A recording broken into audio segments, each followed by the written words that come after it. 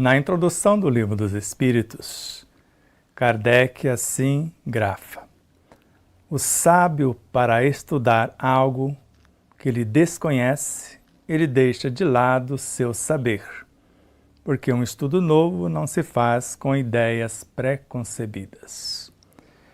E ainda na introdução, no item 8 e 17, quem quer aprender uma ciência deve fazer um estudo metódico dela, começar pelo início e seguir o encadeamento e o desenvolvimento das ideias. O que caracteriza um estudo sério é a sequência que se dá a esse estudo. A verdadeira doutrina dos Espíritos está no ensinamento dado por eles. E os conhecimentos que esse ensinamento comporta são muito sérios para serem adquiridos por qualquer outro modo que não seja por um estudo atencioso e contínuo, feito no silêncio e no recolhimento, porque somente nessa condição pode-se observar um número infinito de fatos e de detalhes que escapam ao observador superficial e permite firmar uma opinião. E na questão 145 da mesma obra, ele narra que a doutrina dos Espíritos é eterna. Na questão 222, eu não me canso de esforçar para provar que ela existe desde a mais alta antiguidade. E no item 6 da conclusão da mesma obra, não é obra de um homem, existe desde a criação. Na questão 628, em parte, assim grafou: é preciso que cada coisa venha a seu tempo. A verdade é como a luz, é preciso se habituar a ela pouco a pouco, de outro modo, fica-se deslumbrado. Nunca ocorreu que Deus permitisse ao homem receber comunicação tão completas, instrutivas, como as que lhe é dado receber hoje. Não há para o homem estudioso nenhum antigo sistema filosófico, nenhuma tradição, nenhuma religião a negligenciar, pois há em tudo germes de grandes verdades. E no Livro dos Médiuns, ele continua, porque é a segunda obra que veio de sua lavra.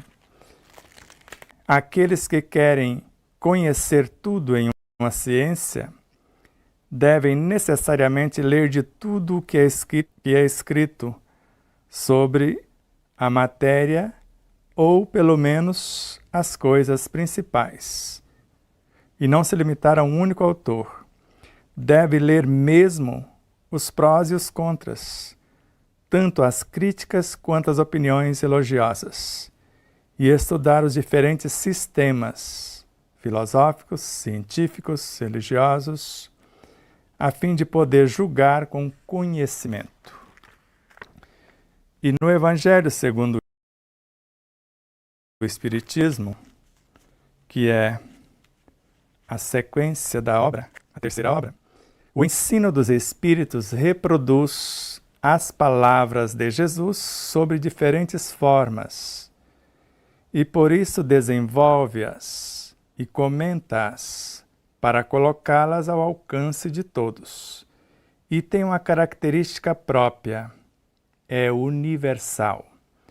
Qualquer um, letrado ou não, tenha ou não a crença, cristão ou não, pode recebê-lo, porque os Espíritos se manifestam em todos os lugares. E nós sabemos que essas informações que constam na obra kardeciana e no próprio compêndio que é a Revista Espírita, na de 1858, ele já narra: logo no início dessa trajetória do Jornal de Estudos Psicológicos. Se por toda parte encontramos traços da doutrina dos espíritos, em parte alguma a vemos completa.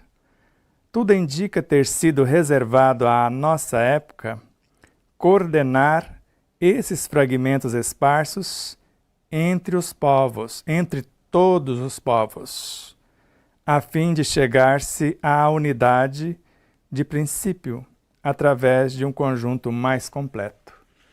Fragmentos esses que talvez jamais consiga reuni-los por completo.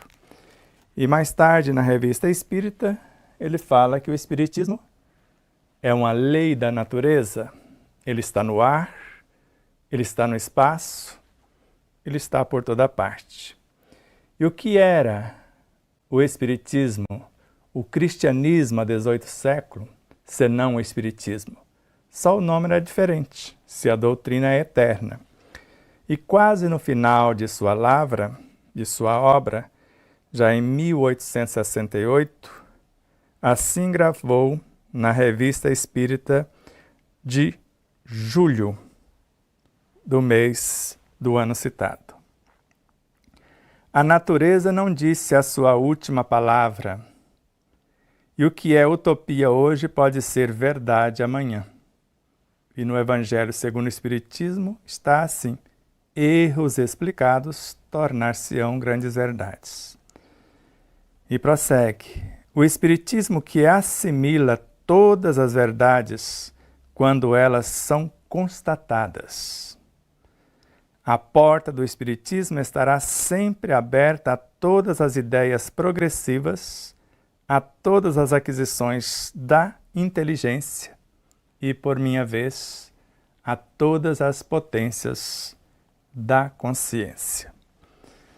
Por que fizemos esse introito?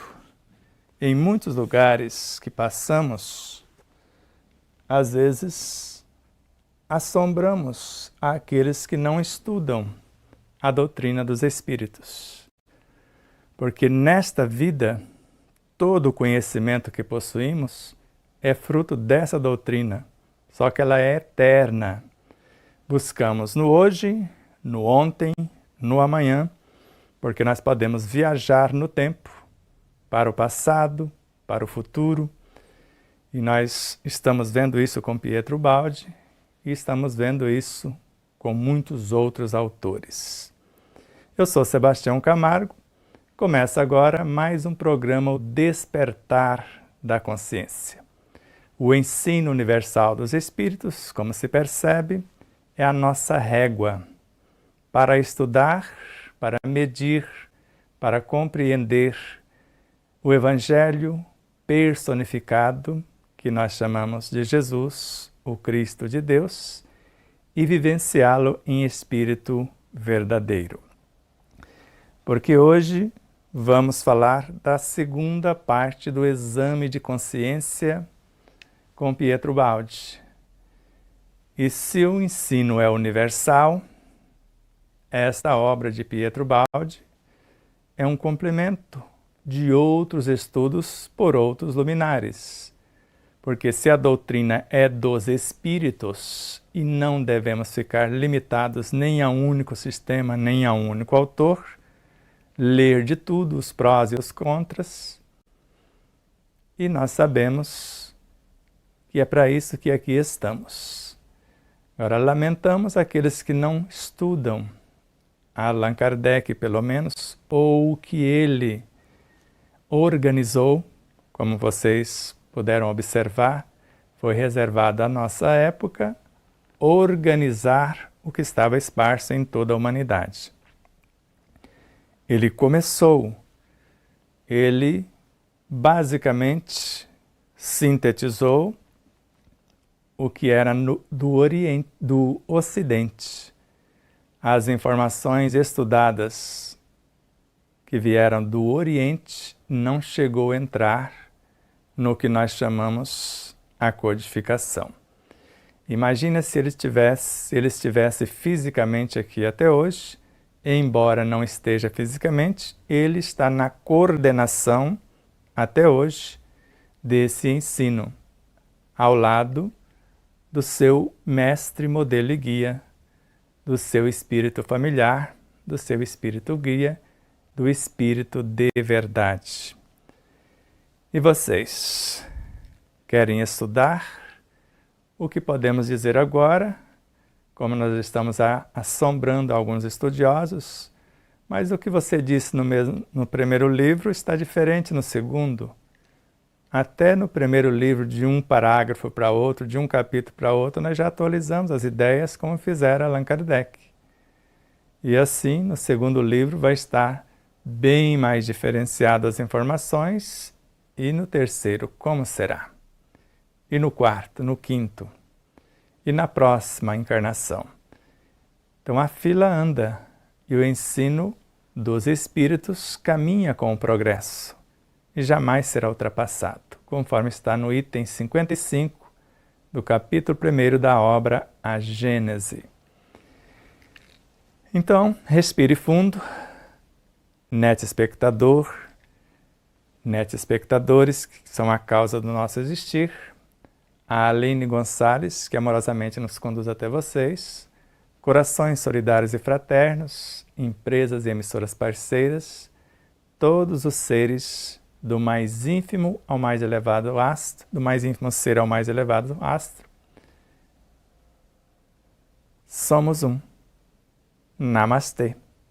O Deus que existe em mim vai comunicar-se, dialogar-se com o Deus que existe em vocês. Devassando o incognoscível é a nossa série com Pietro Baldi. E no monismo de Pietro Baldi, Deus é a criação. Mais uma vez lembramos que Jesus, o que temos como mestre, modelo e guia, um dia já fomos células físicas do corpo dele em outros orbes, conforme bem define e esclarece Carlos Torres Pastorino. Somos células do corpo do Cristo, juntamente com ele, porque o Cristo é o governador supremo do planeta. E ele é um dos enviados desse Cristo, uma de suas frações. Nele existimos, no Cristo, dentro do planeta. Vivemos e nos movemos. O nosso foco, o nosso norte, o nosso modelo, o nosso guia, para que nós possamos imitar nos nossos exemplos é Jesus e outros tantos luminares que vieram antes e após, vivenciando os seus ensinos, como dissemos, em espírito verdadeiro. Com quem Pietro Baldi se comunica? Com a voz de Deus em todas as coisas, posto que todas as coisas são expressões de Deus. Assim, como ficou definido na aula anterior, na 12ª parte, hoje estamos na 13ª parte, seria o exame de consciência, parte 2. O que foi proposto nesta parte 2, que está na obra Pensamentos, foi essas breves telas que mostramos no final da aula. E hoje vamos avançar com esse exame de consciência, a começar por esta tela. Resta examinar como executar o exame de consciência ou a autopsicanálise, a análise psíquica da alma. Ponto de partida da técnica da intervenção. Então resta-nos saber agora em maiores detalhes como é esse exame de consciência. Como nós vamos fazer essa introspecção, como afirmou Leon Denis. O sistema mais seguro, o mais potente, o mais perfeito é o exame de consciência, a introspecção. Como eu vou fazer esse exame? A essência de minha consciência, o que nós chamamos de superconsciência, é a lei em nosso universo, ou que já gravamos da lei como espíritos imortais.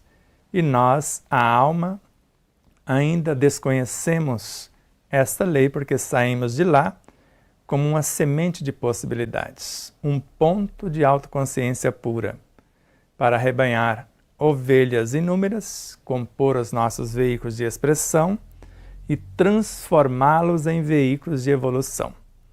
Por isso, à semelhança de uma semente que sai da árvore-mãe, aqui estamos para tornarmos-nos árvore também e chegar nessa consciência máter com a nossa individualidade, tornarmos-nos um com ela sem perder a nossa consciência. E aqui mais exatamente, então resta-nos agora examinar como executar o exame de consciência, essa autopsicanálise. E esse autoexame vai ser o ponto de partida da técnica da intervenção, daquilo que eu quero mudar, que eu quero sublimar, que eu quero reprogramar, que eu quero curar, que eu quero iluminar e assim por diante. Trata-se de observar e medir a si mesmo. Conhece-te a ti mesmo. Então nós vamos medir o si mesmo. Isso não se pode fazer senão estabelecendo um confronto com o único termo de comparação e unidade de medida que possuímos. Qual? A lei. A lei que está em nossa consciência, como já falamos. Trata-se então de pôr o próprio eu diante dela, da lei. Isto é, diante de seu pensamento que expressa as normas, estabelecendo qual deve ser a sua conduta. Então nós vamos ficar diante da lei, diante do Cristo interior, primeiramente, e depois nós e ele, como um, nos confrontarmos com o Deus interior e definir qual será a nossa conduta, a dele e a nossa. A dele já sabe, eu só faço a vontade do meu Pai que está nos céus. Ele só segue essa lei. Por isso, é a própria lei, porque é a luz do nosso mundo, é a porta por intermédio da qual vamos conduzir as nossas ovelhas. E é isso que vamos fazer. Esta ideia do exame de consciência não é nova. Quem a compreendeu evita fazer o mal, porque sabe que o faz em seu prejuízo, como nós já falamos ao ler no final da aula anterior. Então essa ideia não é nova, ela é milenar, e quem a compreendeu evita fazer o mal, porque o único mal a temer é aquele que ainda existe em nós. E nós fazemos em nosso próprio prejuízo. E terminamos aqui na aula passada. Então aquela ideia já existe nas religiões do exame de consciência. Então disse, colocar a própria alma na presença de Deus, que é o Deus que está em nós. Os dois termos se encaram. Quem? A personalidade e a lei. Quem julga? A personalidade ou a lei? Eu, você ou a nossa essência consciencial? Nós repetimos aí como apresentação e agora vamos repetir tudo de novo estudando. Ou melhor, repetimos aí como apresentação porque foi o final da aula passada. Agora vamos continuar estudando. O julgamento, quando é o da lei, manifesta-se fazendo o sujeito em questão sofrer as consequências de seus atos. E agora, o mais sublime e interessante desta lei, que de alguma forma consta em nosso segundo livro, no terceiro capítulo, Lei das Compensações. Se quando fiz o que fiz, o mal que resultou em prejuízo de mim mesmo, até esse confronto, até esse autoexame, essa introspecção, eu já mudei a paisagem daquele desatino, já estou em outro estágio, o amor já cobriu a minha multidão de equívocos. Então, esse confronto, não sou eu que vou julgar-me. Se eu não mudei, normalmente eu quero fazer o julgamento a meu modo. Você vai ver quase na aula inteira o subconsciente querendo fazer isso, porque é ele que define o nosso comportamento. E estamos aqui no consciente para iluminá-lo, ressignificá-lo. E ele, como parte do inconsciente, da antilei, é que precisam ser transformados. E nós vamos obedecer a qual dos senhores? O sub ou superconsciente? Estamos entre os dois. Quando tomamos consciência desta realidade, é claro que nós queremos ser um com a nossa essência consciencial. E nós vamos, sem autopunição, sem culpa nem culpados, sem sofrimento desnecessários, reconhecer o que somos e o propósito do vir a ser o que almejamos. Então, o julgamento, quando é o da lei, que é o que vai ser em nosso caso, porque vamos apresentar à luz da verdade, com honestidade, com humildade, sinceridade e depois fidelidade. Então, ele manifesta-se fazendo o sujeito em questão sofrer as consequências de seus atos. E aí vem o ato lá do passado, porque eles permanecem vivos e atuantes, do equívoco, do erro. E aí eu confronto, falo, está aqui o acerto. Eu não sou mais isso. É o confronto nesse autoexame. Então, todas as vezes que apresentam um desatino, isso era o que eu era. Já não estou e nem sou mais isso. Sem sofrimento, com tranquilidade, envolvo terna e amorosamente essa imperfeição, que permanece às vezes viva e atuante, e convido a mudar o curso.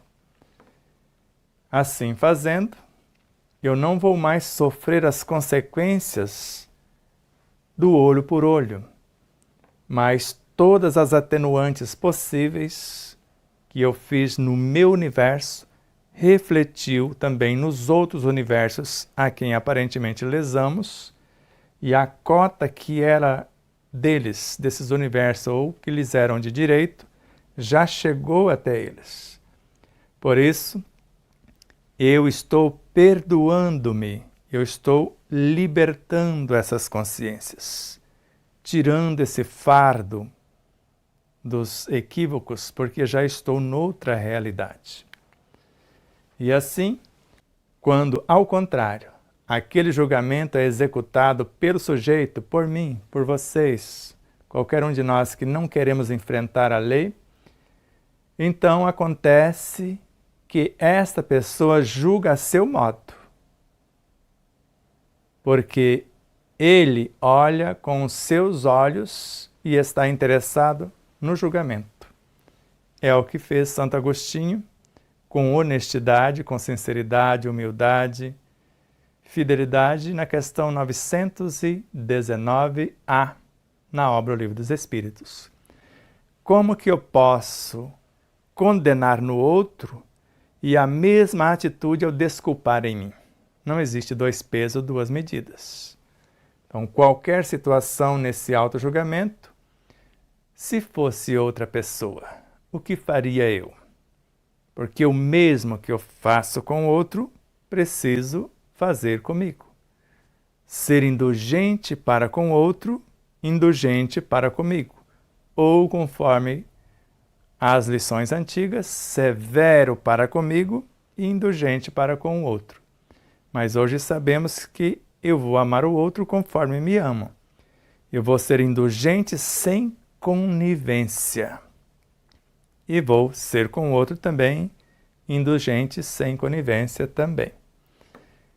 Agora, sem mais falsos julgamentos. Não adianta querer puxar a sardinha para a nossa lata, porque se eu fizer o julgamento conforme os meus critérios, tudo que acontecer de efeito dos meus desatinos no entorno, que não foram corrigidos e que não desejam ser corrigidos, vai atingir-me. Mas se eu mudei a frequência, por mais que o mundo inteiro tente, jamais nos atingirão. 1% do cristianismo de nossos lábios, que transformado em nossos atos de cada dia, não só nos transforma, transforma a humanidade inteira. Pelo menos a nossa humanidade, toda a nossa sociedade consciencial. Assim como Mahatma Gandhi, violento, transformou-se em pacífico e depois pacificador de mais de 800 milhões de seres humanos na humanidade.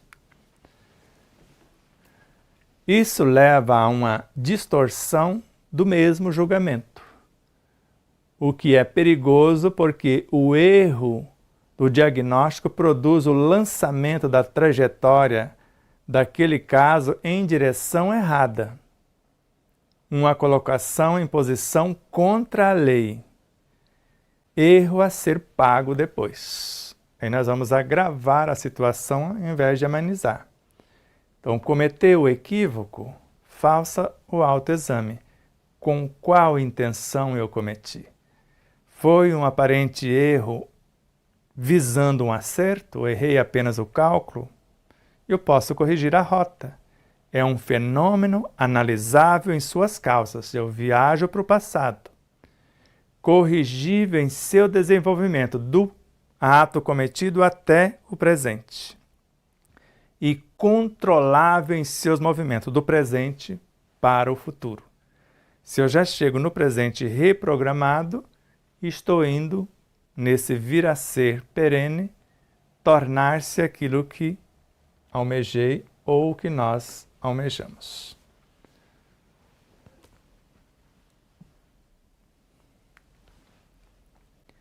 É necessário um trabalho de autopsicanálise ou de análise psíquica da alma exato e profundo, tanto no consciente, subconsciente, inconsciente e até superconsciente.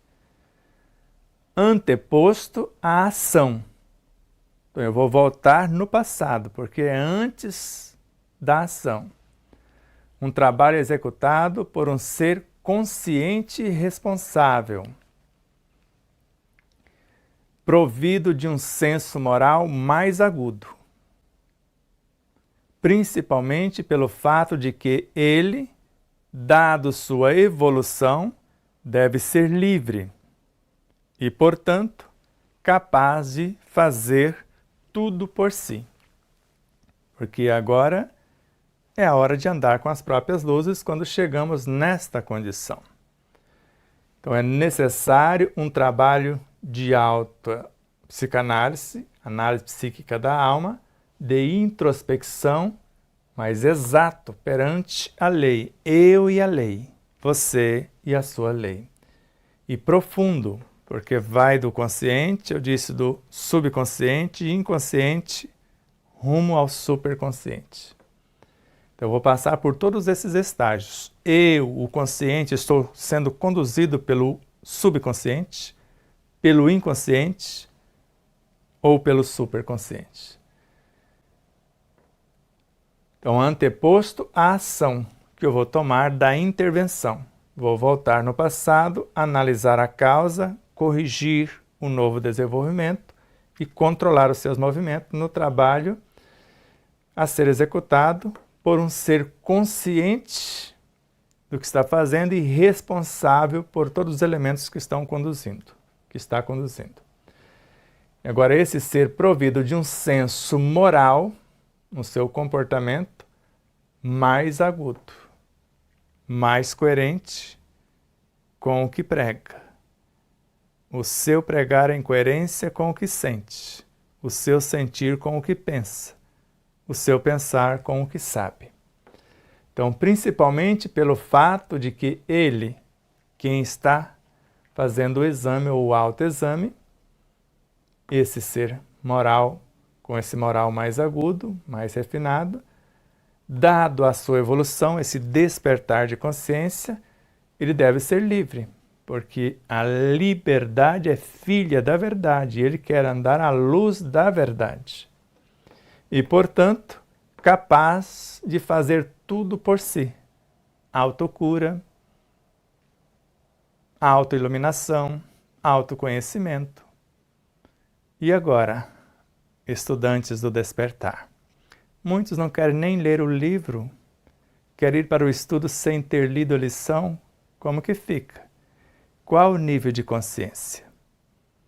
Repensem, não percam um trabalho precioso no estudo, ou um tempo precioso. Então leia, releia, estude, medite, experimente. Vá para o estudo levando seu contributo de vivência, de compreensão, para trocar ideias e sair de lá com novas ideias, com um conteúdo somado. Porque se não teve o cuidado de ler, reler, estudar, experimentar, além de ser um peso, causar um desconforto no estudo, vai sair de lá prejudicado, porque não há benefício para aquele que não quer, no mínimo, fazer a sua parte.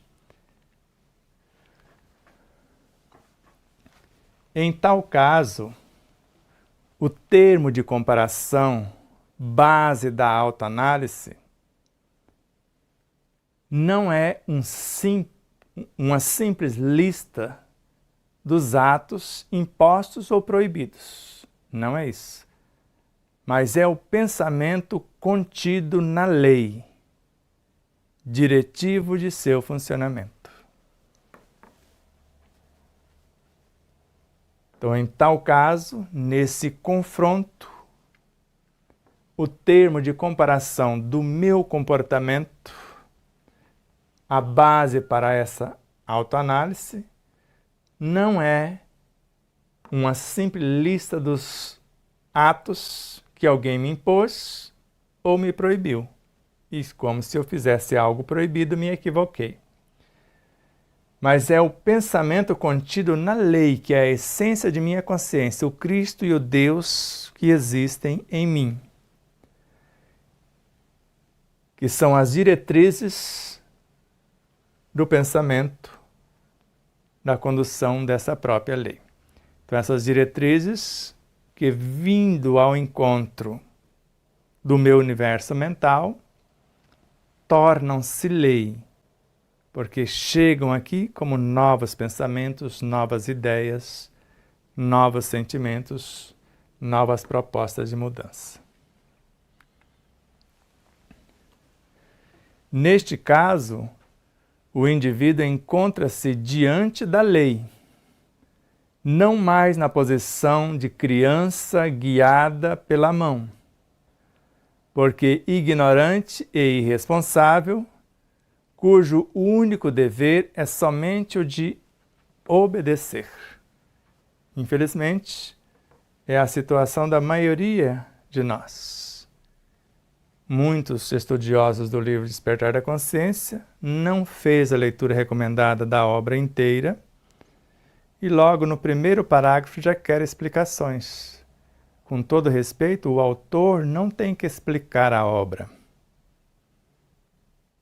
É o estudante que vai interpretá-la segundo as luzes do seu saber.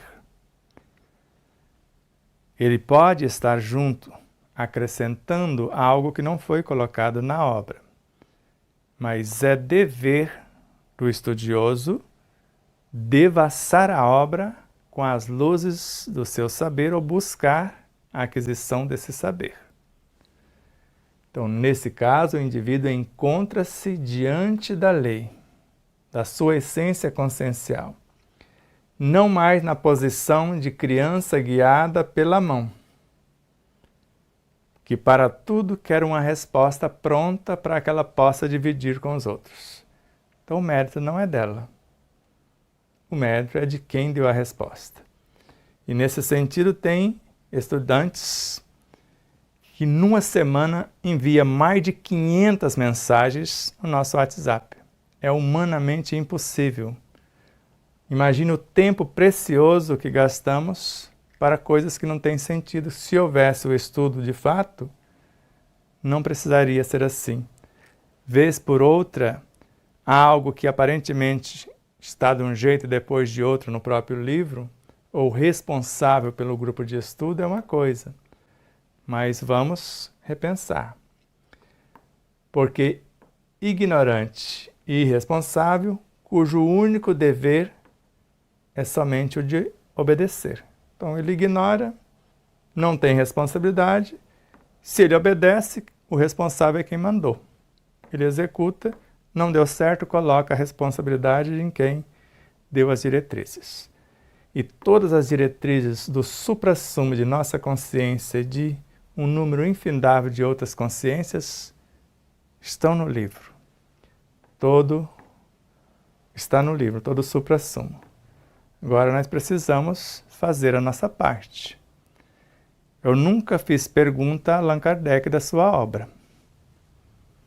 Você já fez? Eu procuro devassar a obra. Sei que ele está na obra. Então, vamos, por intermédio da consciência do livro, entrar em conexão com os autores. Não para perguntá-los, mas fazendo o máximo de esforço por nossa vez, eles vão, com certeza, inspirar-nos. A nossa consciência vai intuir-nos de possibilidades para a compreensão do próprio contexto. Então, o ser encontra-se, ao contrário, na posição de adulto que deve ser o ser. Vamos voltar aqui, lei de carreirinha. Neste caso, o indivíduo encontra-se diante da lei, não mais na posição de criança guiada pela mão, porque ignorante e irresponsável, cujo único dever é somente obedecer. O ser encontra-se, ao contrário, na posição de adulto que deve saber autodirigir-se, porque compreende, é livre e responsável em suas ações. Então ele está lá já nessa condição e ele quer confrontar o seu comportamento com a lei para ver onde ele precisa se ajustar, onde precisa melhorar e não está saindo pela tangente. Ele está apresentando-se nu, sabendo que não será julgado, condenado, ninguém vai feri-lo, ninguém vai culpá-lo, somos nós que faremos esse exame de consciência e a régua é a lei. Aqui está o que deveria ter sido feito e aqui está o que eu fiz. Então sou eu que vou fazer esta comparação. Ele, o indivíduo, sujeito qualquer um de nós, deve estar consciente da lei, mas com a qual estabelece o diálogo. E agora, quem é essa lei com a qual vou estabelecer o diálogo?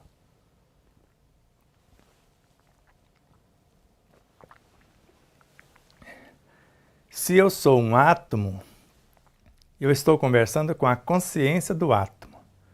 De onde saíram os elementos que compõem a consciência do átomo? Da promoção dos próprios elementos atômicos. De onde saiu a consciência que rege o corpo biológico? Da evolução dos elementos do próprio corpo. De onde saiu os elementos componentes da consciência perispiritual? Da promoção do próprio universo perispiritual. De onde saiu os elementos componentes da essência do universo mental, da promoção do universo perispiritual. De onde saiu a essência componente da superconsciência, do cérebro espiritual que é a mente. Então eu estou consultando algo que saiu às vezes do meu próprio universo, em parte, e de outras vivências do próprio ser que me coordena, do qual faço parte. Não estou à parte. Então ele deve estar, quem vai fazer o autoexame, consciente dessa lei. E é o que mais aproxima do fazer a outro que gostaria que ele fosse feito. Vendo a obra, vê-se Deus. Tudo que faço, a mim mesmo faço, ao Cristo, a Deus estou fazendo. Mas com a qual estabelece um diálogo. Eu vou dialogar com a minha própria consciência, com a minha própria essência. Nem ouro nem prata tenho, o que tenho vos dou. Apresento os meus peixes, os meus pães, diante de uma multidão psicobiofísica famintas, subconsciencial e inconsciencial. E eu quero alimentá-los.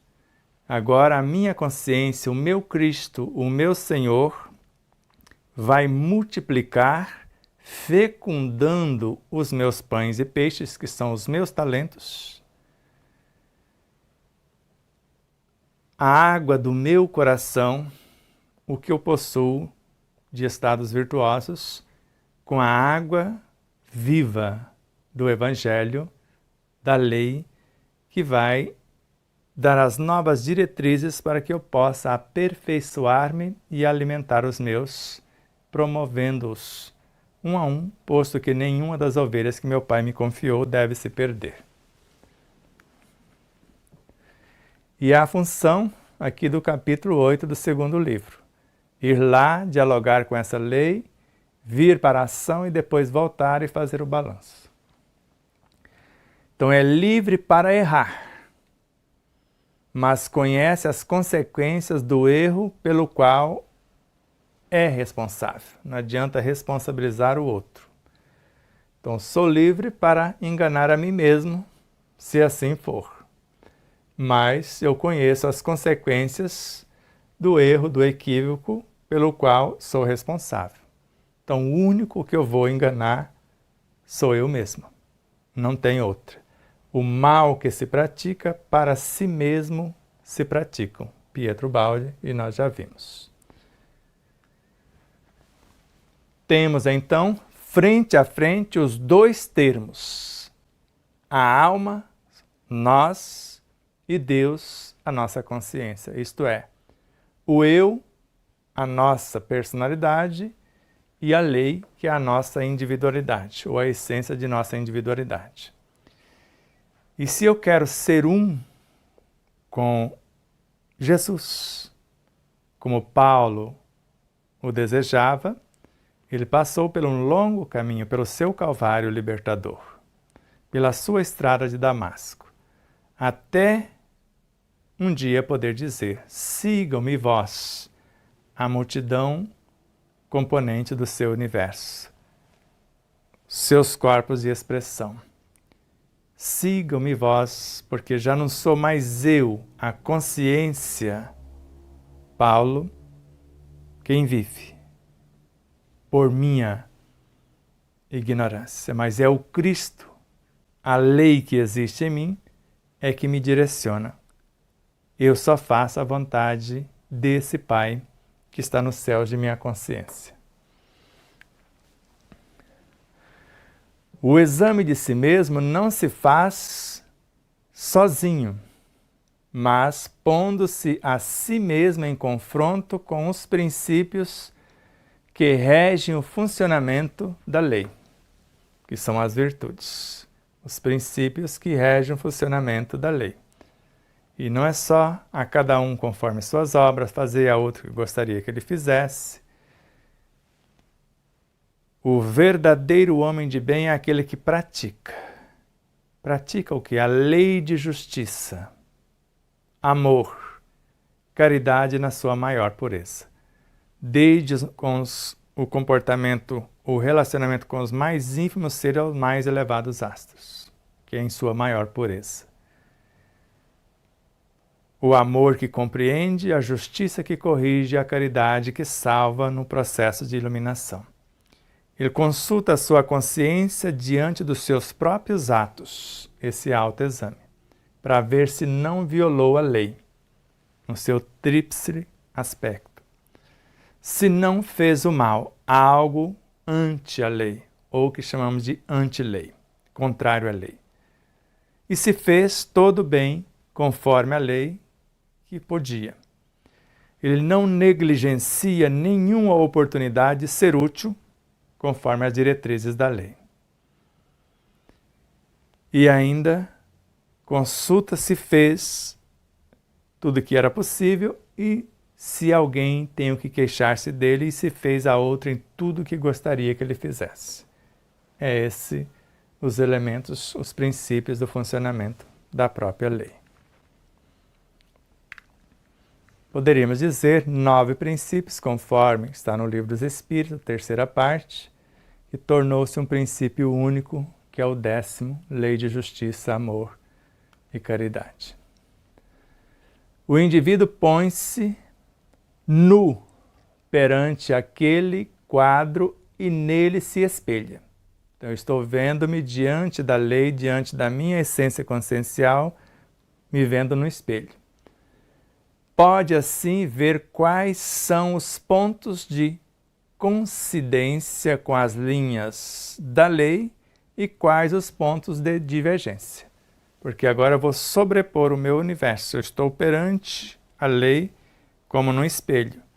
Se eu for tornar-me um com a lei, o que entra em dissonância do meu universo com a lei? O que está em convergência? Se tudo converge nos seus mínimos detalhes, já não sou mais eu quem vive. É a lei que vive em mim e eu me torno a própria lei. Antes eu era lavoura, agora sou agricultor. Antes o Cristo era agricultor e eu era lavoura. Isso é Paulo de Tarso também. Agora eu sou agricultor, só faço o que ele determina, o que a lei determina. E lavoura são todos os que eu estou conduzindo como veículos de expressão.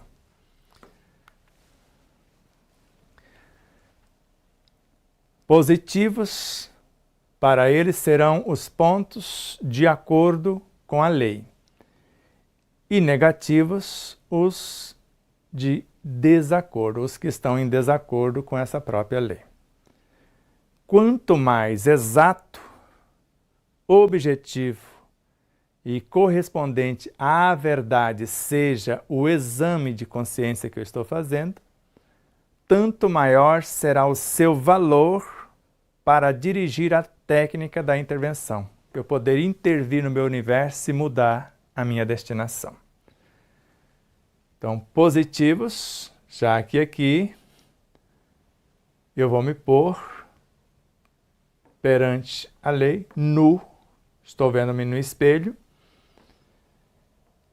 e assim eu vejo os pontos que estão em convergência, que estão em divergência. Os positivos, para mim, são os pontos que estão de acordo com a lei, os negativos são os que estão em desacordo. E quanto mais exato, quanto for mais honesto, mais verdadeiro nesse autoexame, mais objetivo e correspondente à verdade, o que eu estou mostrando nu perante esse espelho.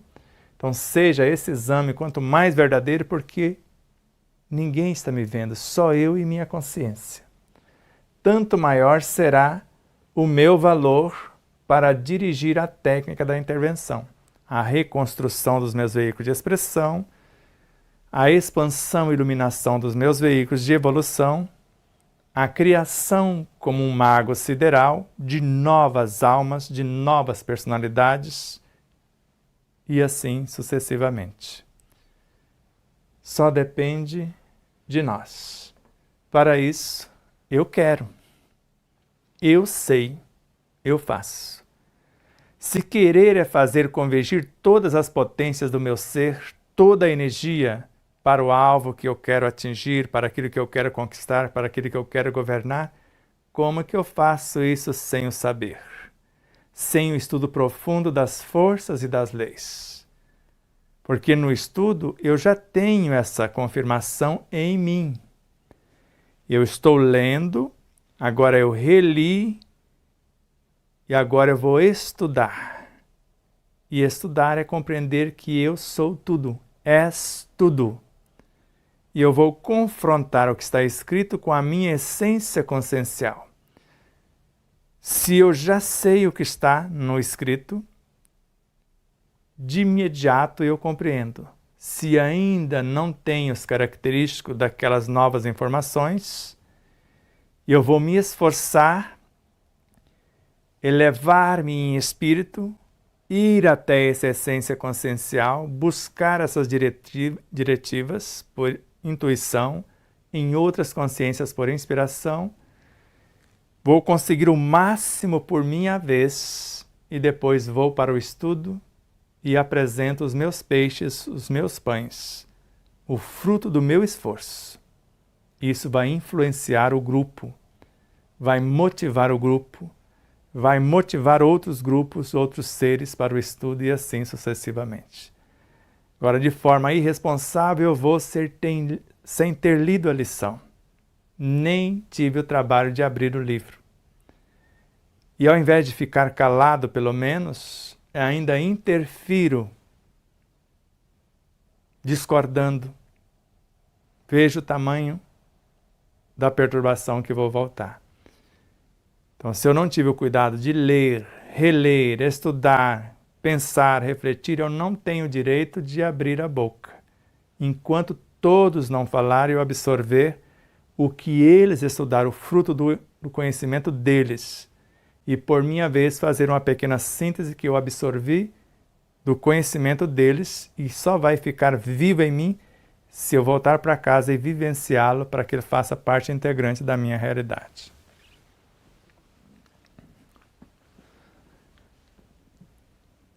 Observemos agora quais são as dificuldades a superar para conseguir um bom exame de consciência.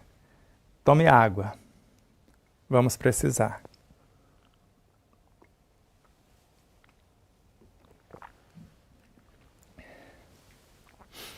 Então, observemos agora quais são as dificuldades a superar para conseguir um bom exame de consciência.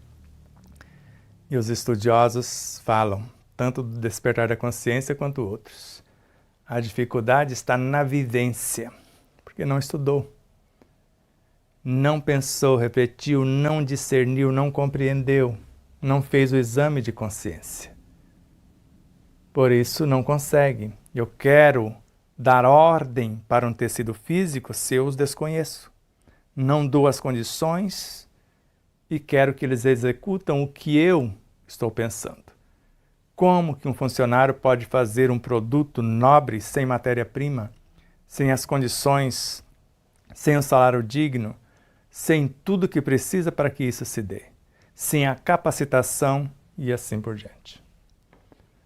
Então vamos lá.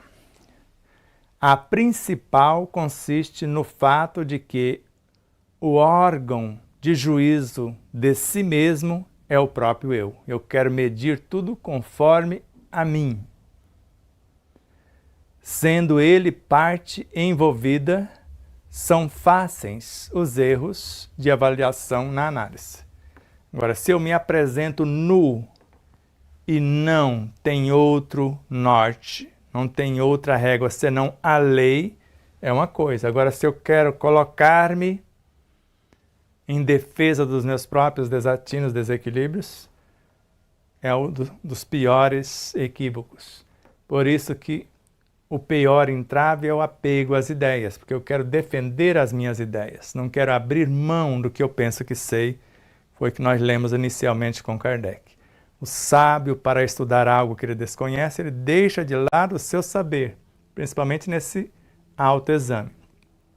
Porque um estudo novo que ele quer fazer não se faz com ideias preconcebidas, com aquilo que ele pensa que sabe. Ele se apresentando nu e disposto a seguir as diretrizes da lei, ele tem grandes chances. Mas se o principal erro consiste no juízo que eu faço de mim mesmo, do meu próprio eu, me acho o tal, e agora, sendo parte envolvida, por isso que um juiz que é parte envolvida na situação não pode julgar a situação. Ele é parte, ele vai puxar a sardinha para a lata dele. Se ele tem um compromisso com a lei, jamais ele fará isso. Ele vai pedir outro que é isento daquela situação para não beneficiar nem a ele, nem a quem quer que seja. O compromisso deles é com a lei e não com quem paga pelo resultado. Então, o perigo consiste, sobretudo, no fato de que a introspecção a que leva o exame de consciência representa uma descida no abismo do inconsciente inferior ou subconsciente. E a partir daí, vindo das profundezas, um emergir dele no consciente, para fazer-se valer com a afirmação das próprias vontades e razões, distorcendo o julgamento segundo o próprio egoístico ponto de vista.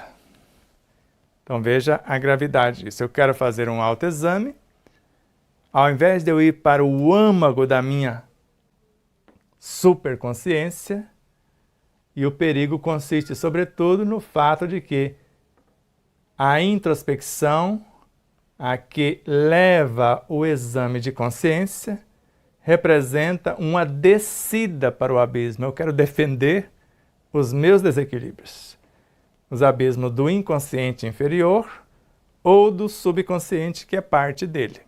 E eu quero ir lá e ser o agente que vai defender o mesmismo perturbador. Eu não fui para a lei, fui para o Senhor periférico.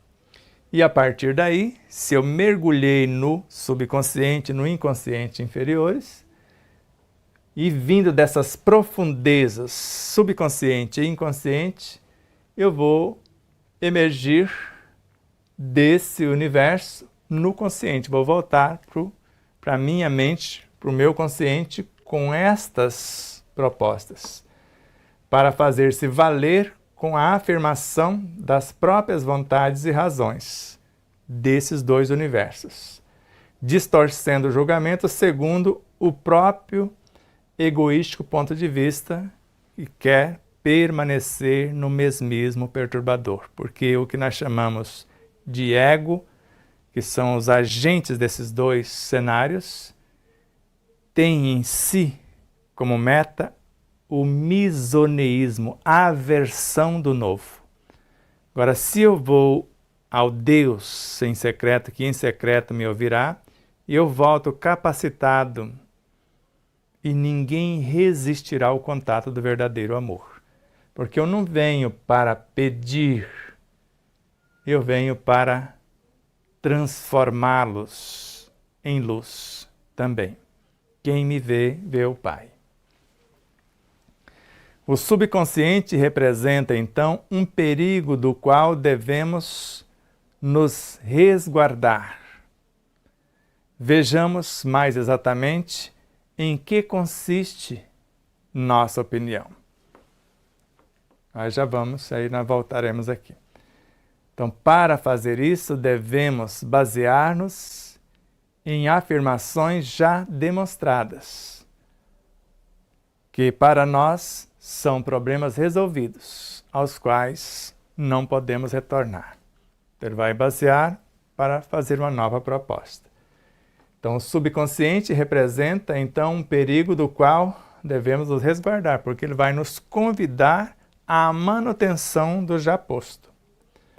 Então, vejamos mais exatamente, ele vai nos mostrar como fazer isso, e para fazer essa nova proposta, devemos basear-nos em afirmação já demonstrada, eu perante a lei, nu, e não perante o inconsciente, o subconsciente, que para vós são problemas resolvidos. Já não deveria nem estar aqui, aos quais não podemos retornar.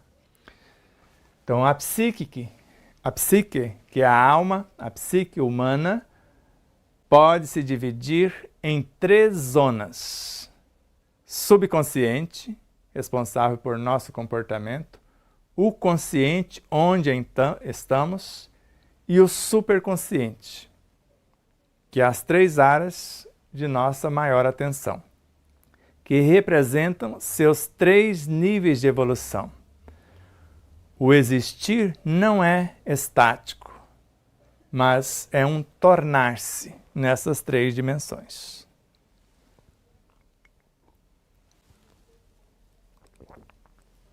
Cientes de que o subconsciente é uma fração do inconsciente.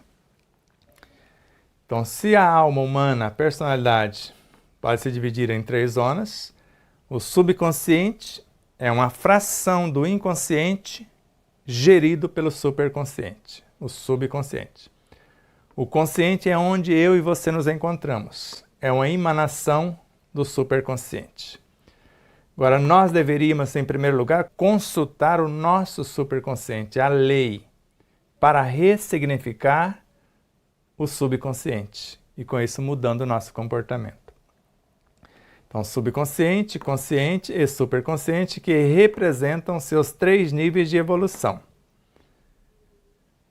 O existir, o fato de existir, não é estático, mas é um tornar-se, um perpétuo dinamismo. O corpo físico evolui até se confundir com o perispírito, que sofre transformações sucessivas até a sua completa purificação.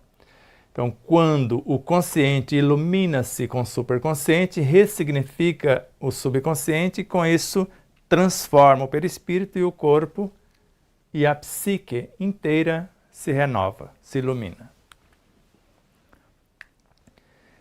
Ele percorre o ciclo involução-evolução, que, partindo de um ponto que chamamos o sistema, a lei, desce pelo caminho da involução até o ponto oposto que chamamos de antissistema, que é o inconsciente,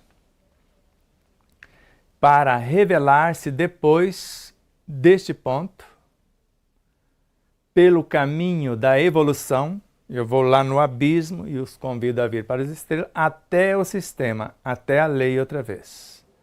Assim, tornando ao ponto de partida. É todo o propósito do capítulo 8 do 2º livro. Então, o que eu vou fazer? Eu vou percorrer o ciclo da involução, porque eu vou mergulhar primeiro, eu vou ao Deus em mim, as diretrizes, agora eu vou resgatar as ovelhas perdidas. Faço o processo de involução, vou do superconsciente, volto para o consciente, vou para o subconsciente, inconsciente, e retorno ao consciente, ao superconsciente. Então ele percorre o ciclo da involução, que, partindo de um ponto que chamamos de sistema, porque eu vou lá na lei, vou consultar a lei, vou pedir as diretrizes, e eu vou descer pelo caminho da involução, só desce quem subiu, até o ponto a que chamamos de antissistema, que é o inconsciente, subconsciente. Para revelar-se, eu vou revelar o que eu trouxe para eles.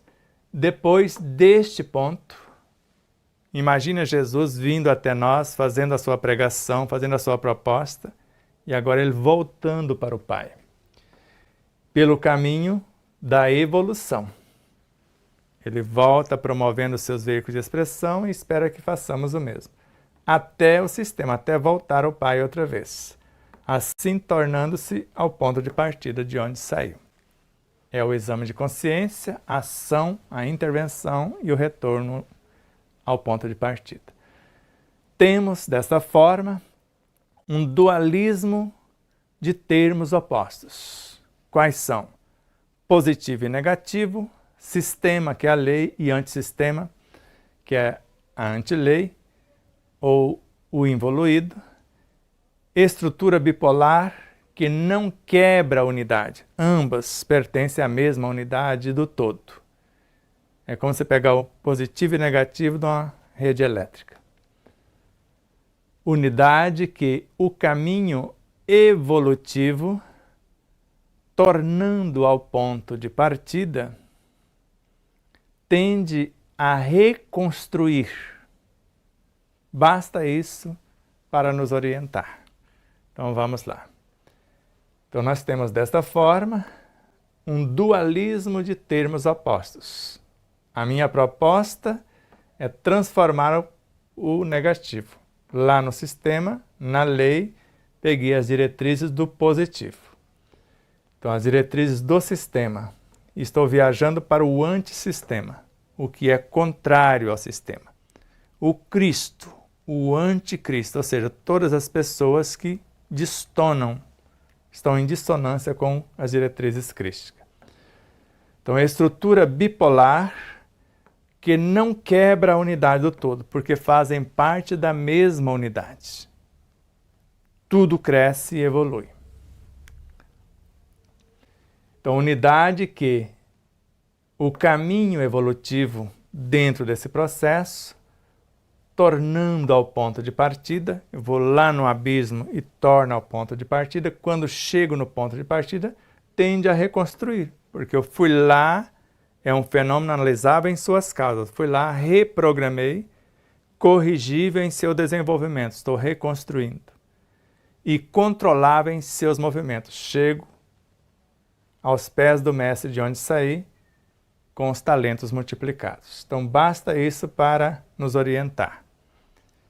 Ir nos abismos e transformar os abismos em estrelas. Ir no sal da terra e transformá-lo em luz do mundo. Então, o subconsciente, que aparece na avaliação efetuada na autopsicanálise, no nosso autoexame, representa a parte mais involuída da psique, cujo primeiro perigo é a sua própria involução, porque ela significa ignorância, impulsos inferiores, transbordantes de animalidade em nível baixo e maléfico.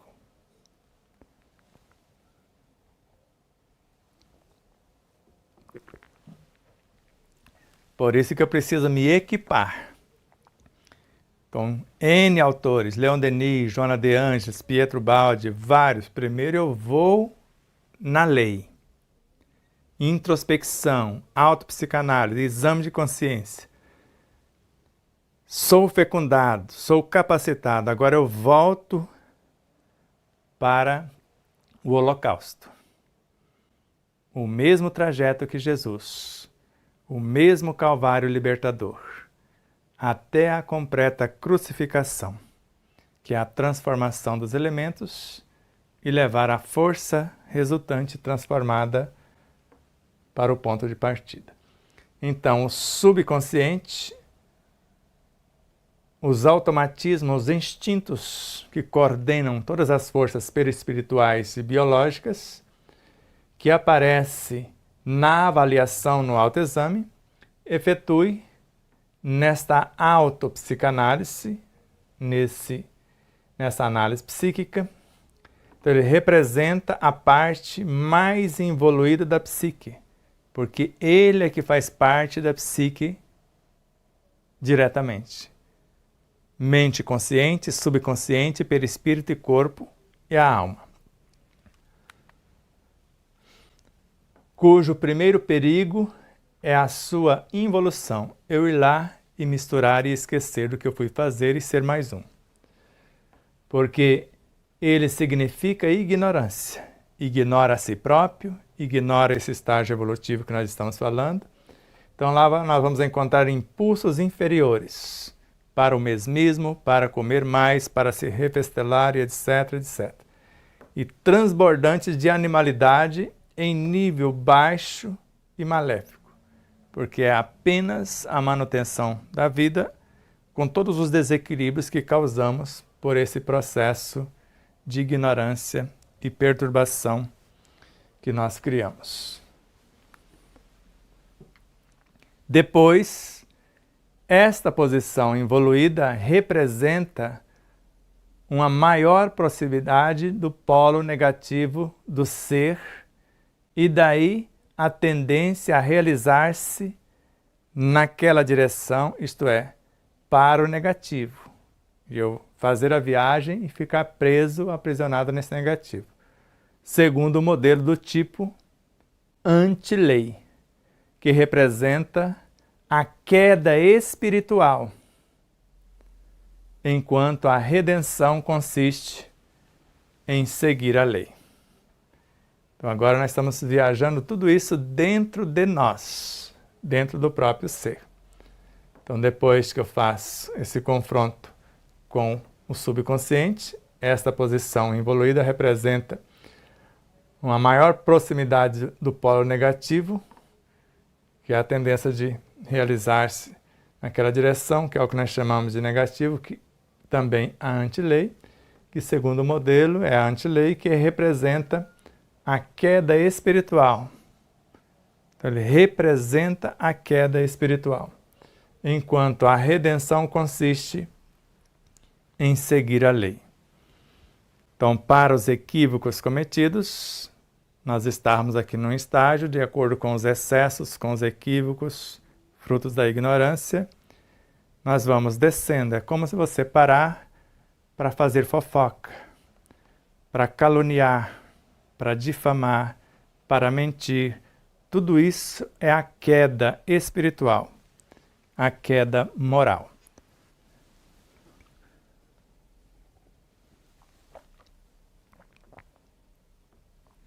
E quando assim agimos, todo o nosso universo vai densificando, vai mudando as frequências e nós vamos voltando para os abismos. Qualquer excesso sem proveito, nós vamos retornando. É essa queda que nós chamamos de queda moral ou queda espiritual, dentro do nosso próprio universo. Ou obedeço à lei, ou fico preso nas garras da antilei. Gozos ou gozos momentâneos, prazer a curto prazo e depois dor a longo prazo nas garras da antilei.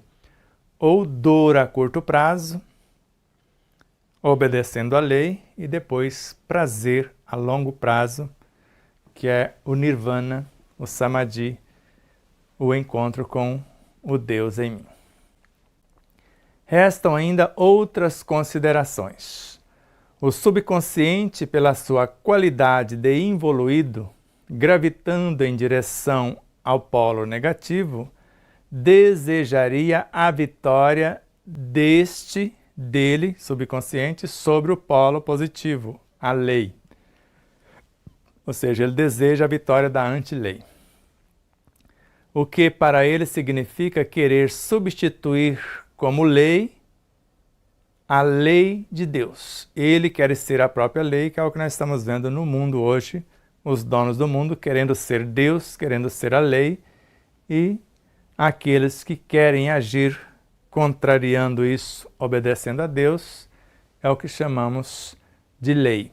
A antilei, que quer dominar o mundo, quer permanecer no mesmismo, e a inteligência, as virtudes, os valores, rompendo com tudo isso e levando todo o abismo para as estrelas.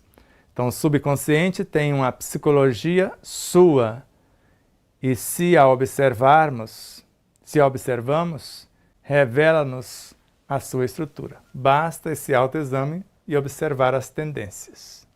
Diante de qualquer situação, veja o que está sobressaindo vejamos o que está sobressaindo do nosso próprio universo. Nós estamos julgando, condenando, fofocando, etc., agindo conforme a antilei ou agindo conforme a lei. Estou fazendo o que Deus faria se estivesse em meu lugar, à luz do amor, da verdade, da justiça? Então basta a cada situação nos autoavaliarmos. Ela exprime a forma mental, essa psicologia do subconsciente, ela exprime a forma mental própria da zona mais involuída do ser, lançada em descenso em direção ao antissistema. Então vai descendo escada abaixo. Cada atitude, todo esse universo psicobiofísico, até certo ponto moral e espiritual, vai descendo escada abaixo, até chegarmos. Um caso, eu tenho um amigo no estado de Goiás, que quando fala desta retroação, que nós vamos perdendo a forma, isso não cabe na cabeça dele. Mas é melhor repensar, porque nós chegamos a esses estágios, sim, a alma, não é o espírito, os corpos de evolução que perdem a forma. É a alma, esse clã da personalidade é que perde os seus veículos de expressão e ficam aprisionados nesses abismos que nós chamamos de nossos próprios umbrais. E com isso perdemos a forma humana, voltamos à forma pré-humana, animal, vegetal, mineral, até acordarmos ou desejarmos refazer o caminho e reconstruir a nossa condição. Isso, inclusive, está no Livro dos Espíritos. Voltar em formas mais primárias. E agora vamos para a etapa final.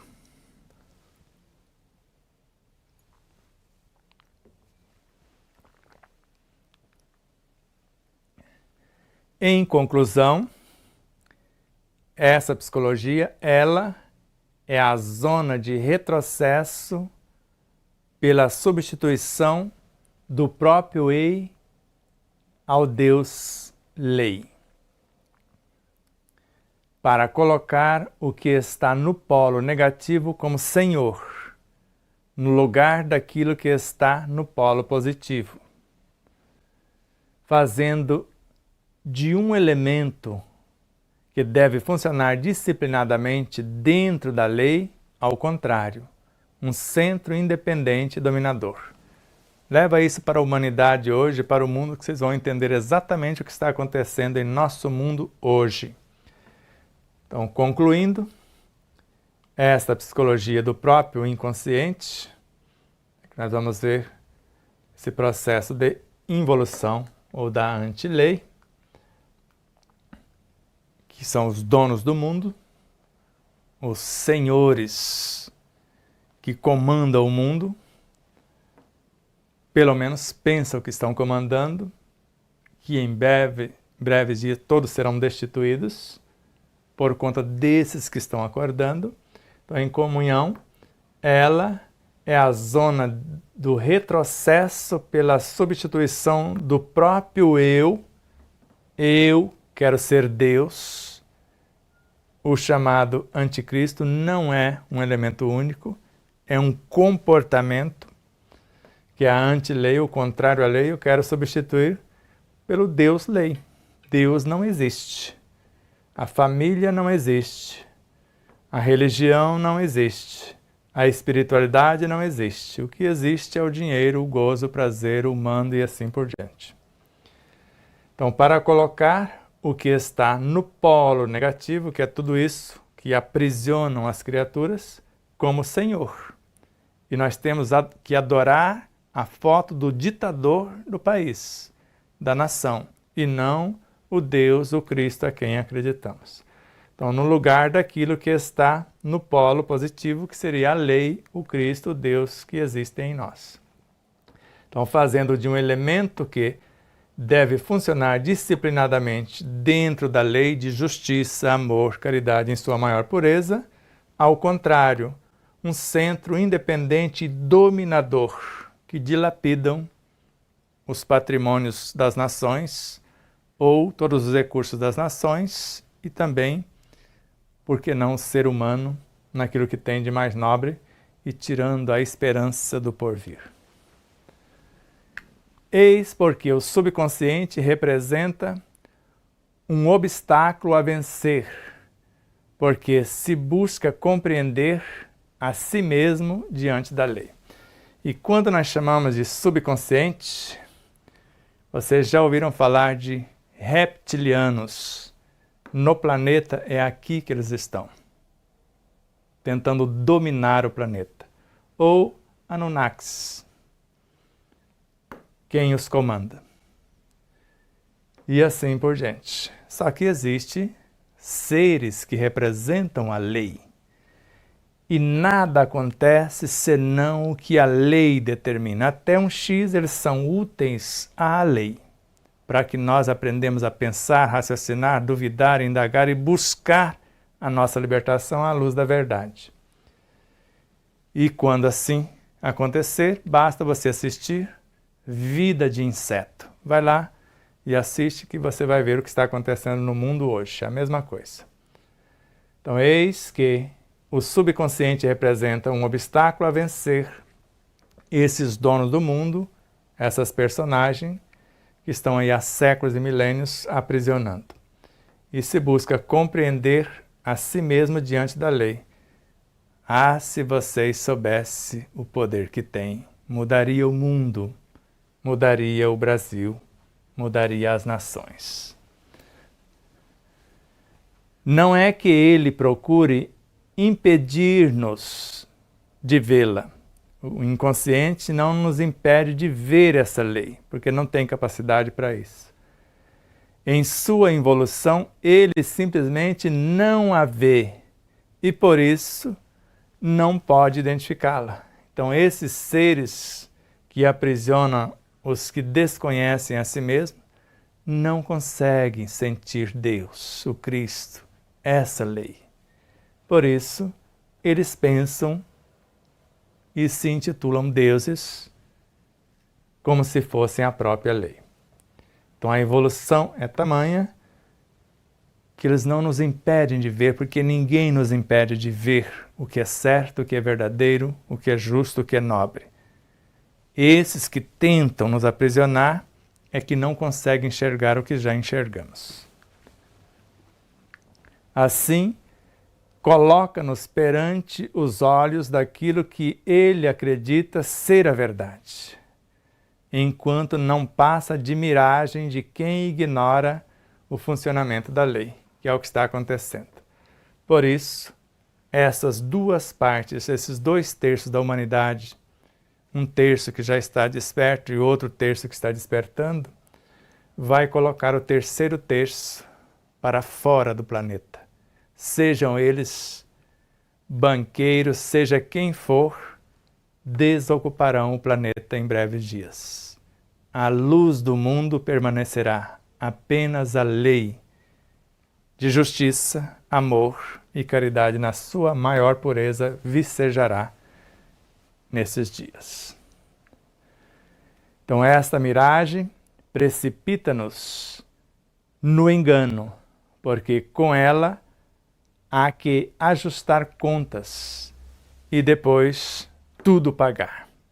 Então, quem está indo nesta miragem, nesse engano, que é esse terço da humanidade, que está acreditando na vida fácil, benefício sem direitos, ou direitos sem deveres, tudo posso às custas do suor alheio, estão com os dias contados.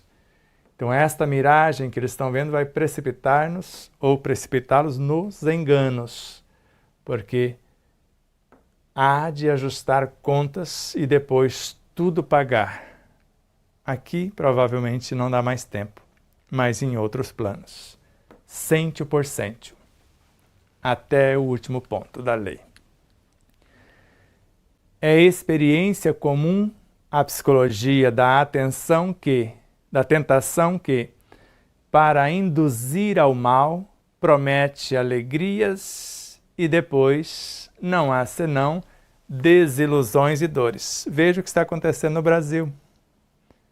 O amor assumiu, prometeu alegrias, tudo sem trabalho.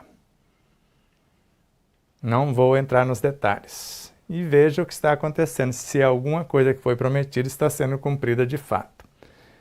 Então, é a experiência comum, a psicologia da tentação que, para induzir ao mal, promete alegrias e depois não dá senão desilusões e dores, que é o que nós estamos vendo, e se eles não acordarem a tempo, a coisa vai ficar ainda um pouco pior.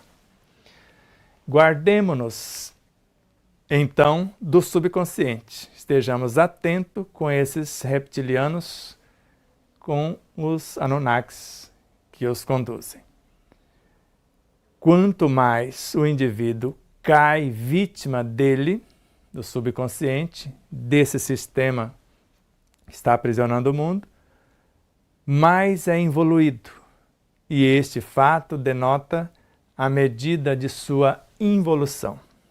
E ele vai descendo os abismos da depravação, da falta de valores e vai mergulhando até perder a forma humana se não acordar a tempo. Mas cada ser só pode fazer o exame de consciência ao nível ético condicionado ao seu grau de evolução. Por isso, 1/3 da humanidade está pronta para isso. O segundo terço está se preparando para isso. O terceiro não tem condição de fazer isso.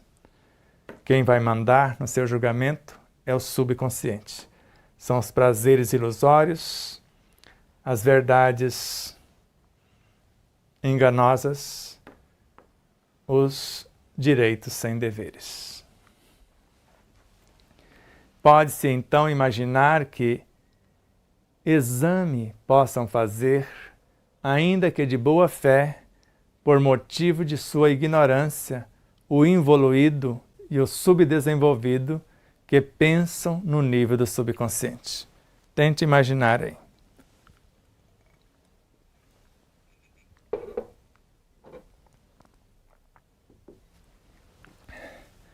Então, vai fazer o exame? Não, eu tenho direito na sua casa.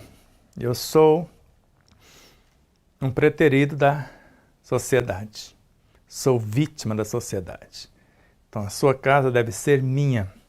A sua fazenda deve ser minha e assim por diante. Então, chega a esse estágio. Então, pode-se então imaginar que exame possa fazer esse ser nesse estágio, ainda que de boa fé ele deseja isso, pelo menos da boca para fora, por motivo de sua ignorância e falta de valores, o involuído, ainda dominado pelo subconsciente, subdesenvolvido, que pensam no nível do subconsciente. Quando eu falei em pão e circo somente. Ora, que tipo de exame de consciência depende o funcionamento da técnica da intervenção, onde eu posso mudar a direção da minha própria vida. E esta representa uma técnica de alto nível. É lógico que se devam exigir qualidades de evolução proporcionais nos indivíduos que representam, ou que pretendem, melhor dizendo, usá-la, ou que estão com esses valores ou construindo-os. Ora, se do tipo de exame de consciência depende o funcionamento da técnica da intervenção, então dependendo da minha honestidade, dos meus valores nesse exame de consciência, no confronto perante a lei, e depois desse exame, e esta consciência representa uma técnica de alto nível, é lógico que se devam exigir qualidades de evolução, para quem está fazendo isso e deseja fazer a intervenção, proporcionais nos indivíduos que pretendem usá-la para a sua mudança psicobiofísica, moral e espiritual. Isso significa o domínio da parte mais evoluída do eu sobre o subconsciente e um firme controle de modo a não deixá-lo dominar. Então, sou eu quem dou as ordens.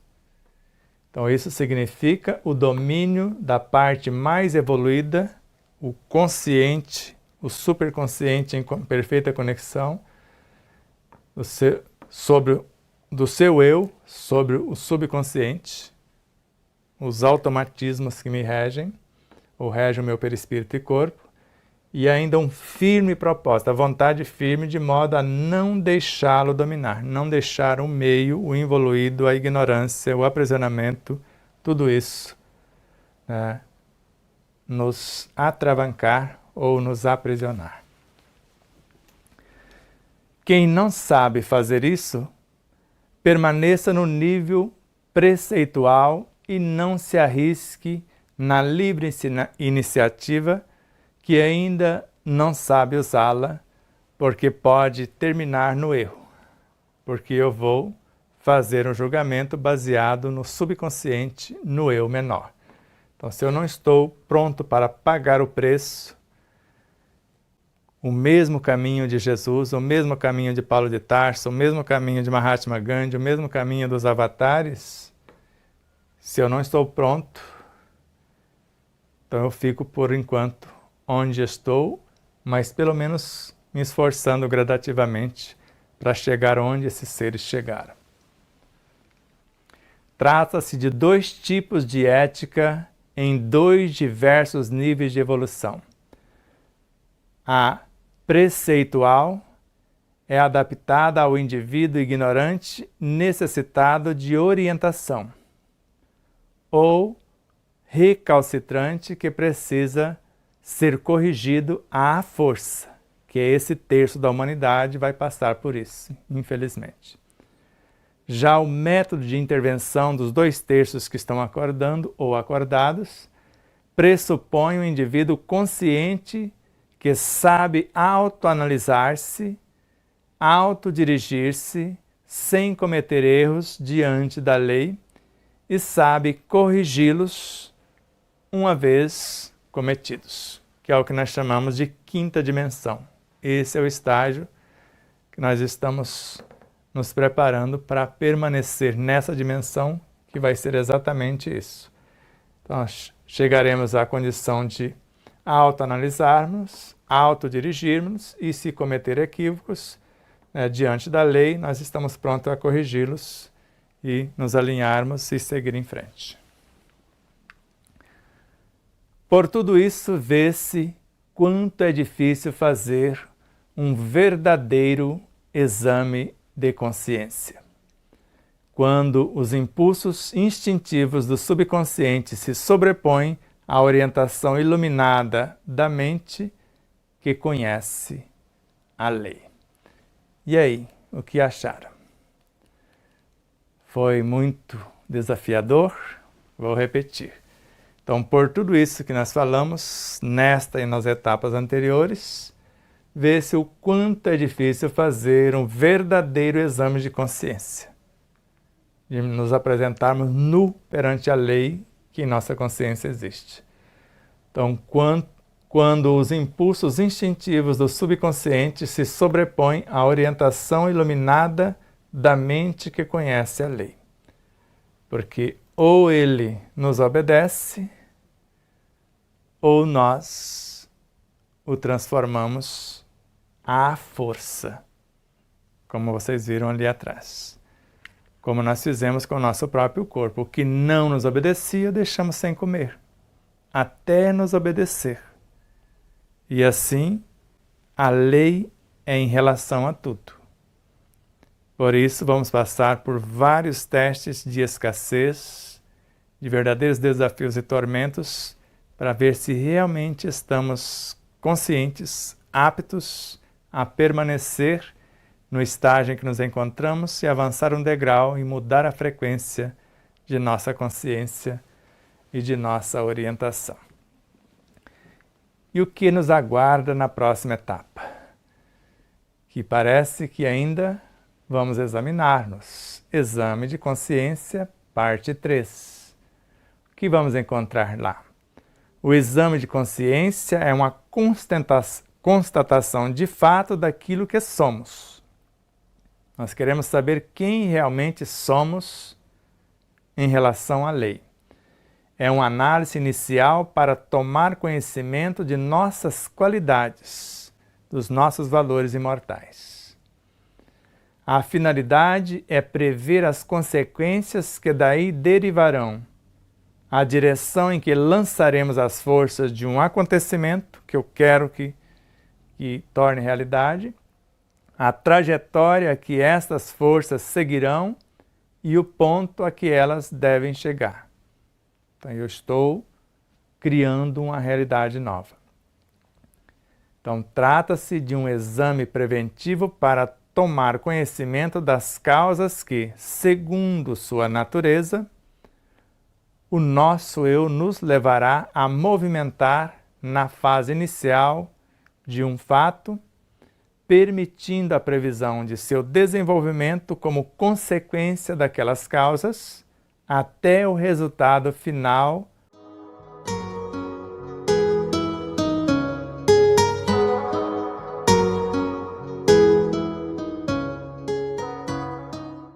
E aí, você já adquiriu o seu exemplar da obra O Despertar da Consciência de Sol da Terra à Luz do Mundo, ou até O Despertar da Consciência do Atma ao Anjo, basta você passar uma mensagem em nosso WhatsApp 11 9 74440770 e falar com Neuza Leal.